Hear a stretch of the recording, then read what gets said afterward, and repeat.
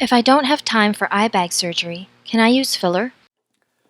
Concerns about the recovery time after surgery for under-eye bags often motivates people to pursue the use of fillers as a more convenient option. In this video, I'll help you understand how I help my patients make the choice between injectable fillers, surgery, or a combination of the two, and minimize downtime. I'm Dr. Amiya Prasad. I'm a board-certified cosmetic surgeon and fellowship-trained oculofacial, plastic, and reconstructive surgeon. I've been in practice in Manhattan and Long Island for over 20 years, helping people with the appearance of under-eye bags, hollows, and the lack of cheek volume has been a significant area of focus in my practice throughout my career.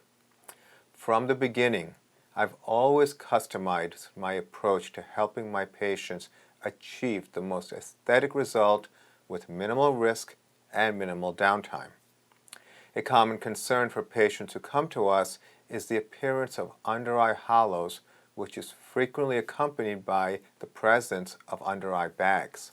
In fact, many times people don't realize that the reason they perceive hollowness under their eyes is because they have puffiness, which makes the hollowness appear so deep. It's actually the contrast of the puffiness, which is like a hill, and the hollow below it creates a valley. When I examine a patient, I look at certain aspects of their appearance.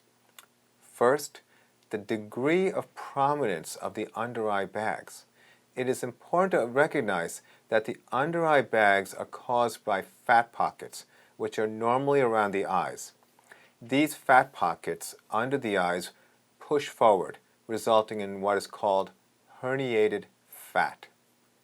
Next, I look at the area called the tear trough and infraorbital rim. This represents the bone structure, which is often also lacking in volume. I also look at the projection of the cheekbones. It is often that hollowness under the eyes is accompanied by a lack of projection from the cheekbones. The relationship of the cheekbones to the eyes is often missed during the examination, resulting in a less than ideal appearance after treatment.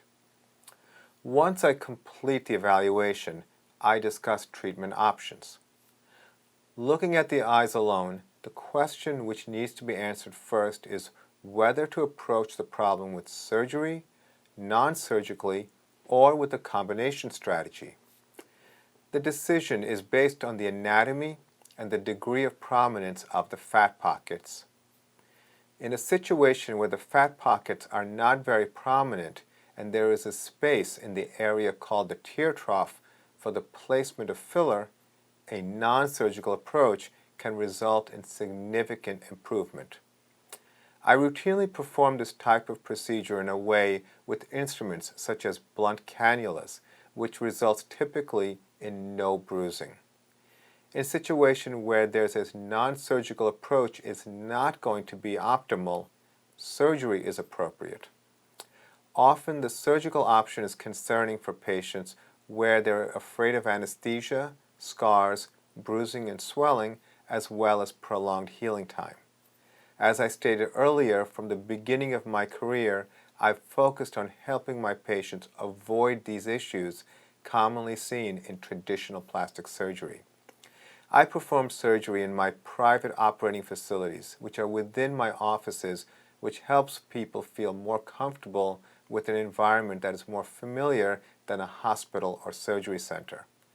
I perform surgery under local anesthesia with light sedation. This is in contrast to general anesthesia, which is preferred by many of my colleagues. I usually perform surgery for the under-eye bags through a transconjunctival approach, which means there is no scars on the outside. These techniques allow my patients to go back to work in 1 week with little to no bruising, which means that downtime is minimal.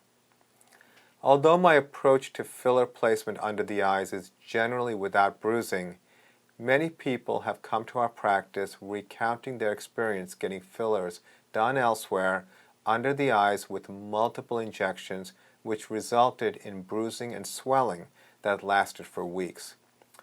This is interesting since I routinely perform surgery where there is minimal to no bruising. The take-home message is to understand that injectable fillers can be performed with minimal bruising and downtime.